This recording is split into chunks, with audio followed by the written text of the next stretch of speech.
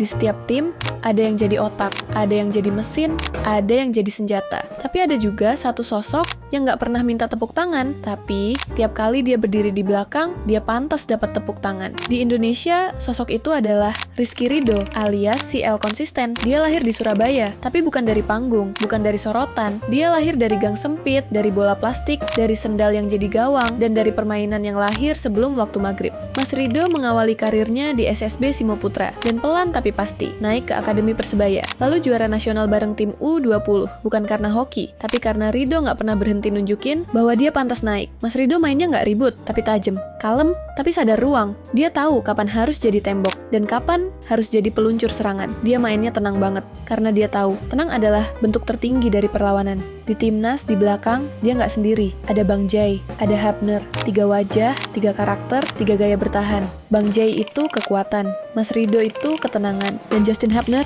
itu keseetanan. Nyundul kayak perang, kakinya udah kayak nggak punya dosa. Sumpah bro, gue kaget dia nggak dapet kartu.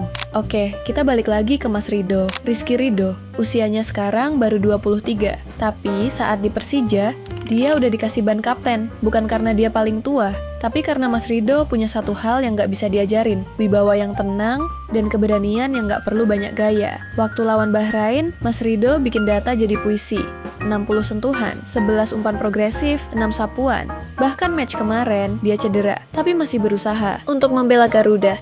Karena dia tahu, NKRI itu harga mati. Lebih baik badan lu hancur daripada bumi pertiwi dipencundangi 2 kali. Mas Ridho tuh kayak rem tangan di mobil balap. Dipakai sedikit aja, tapi bikin semuanya tetap nggak slip. Dan mungkin itu kenapa dia beda. Karena dia nunjukin kalau ketenangan itu juga bisa jadi intimidasi. Dia nggak punya pedang, nggak punya sihir, nggak bisa teleport ke garis offside. Tapi Mas Ridho punya waktu. Dan di waktu itu, dia tahu kapan harus berhenti dan kapan harus bikin orang nggak bisa lewat. Jika kiper itu penjaga gawang, maka Mas Ridho itu penjaga makna. Makna bahwa sepak bola nggak cuma soal gol, tapi soal siapa yang sanggup berdiri ketika semua udah lelah bertahan.